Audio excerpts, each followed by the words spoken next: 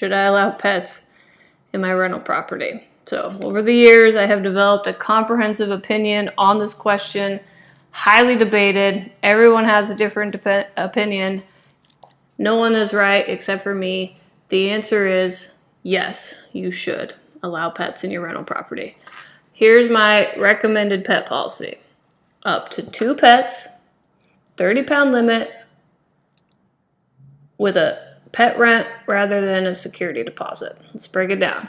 You can have, here's our pet policy. You can have up to 2 pets, 2 cats, 2 dogs, or a cat and a dog.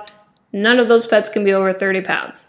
The reason I do 2 is because you got to draw the line somewhere, and we asked ourselves, how many cats is too many cats? And we came up with 3. If you have 3 cats or more, that's too many cats. 2 is enough.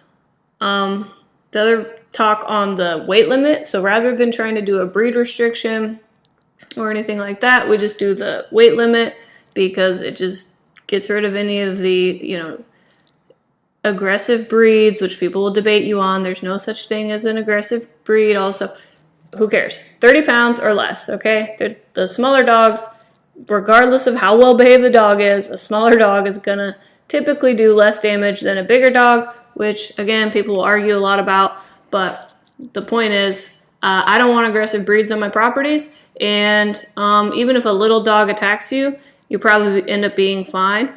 So, because, if you say, okay, no aggressive breeds, and then list off the breeds, people will, they'll be like, oh, it's none of these aggressive breeds, and then it shows up, and you're like, well, it looks a lot like a pit bull.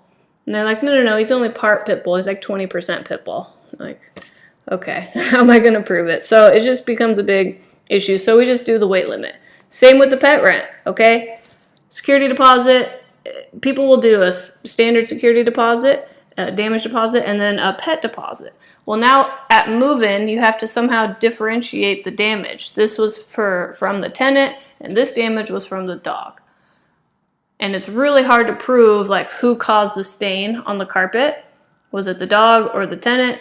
Who knows? Who cares? Put it all together as one deposit. There's no reason to differentiate it. And then having the pet rent obviously just increases the income for the property, which helps offset any of the increased expense from allowing the pets in the first place. Now, why even do all this is because when you have a rental property up, the advertisement up, and let's say there would be 10 people interested in the property. Well, if you don't allow pets, those 10 people just went down to like 3 people, because the majority of people around here in the greater Seattle region have a pet, or at least want the option or the opportunity in the future to get a pet.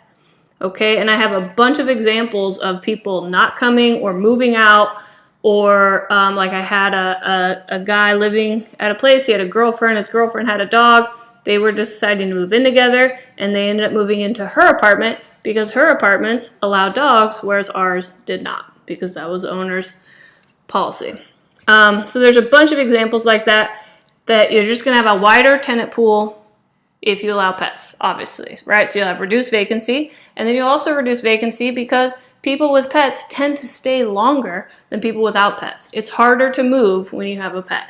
Just a fact. It's harder to move, and it's harder to find another place with a pet. So embrace pets, reduce your vacancy, increase your income, and it's going to be great.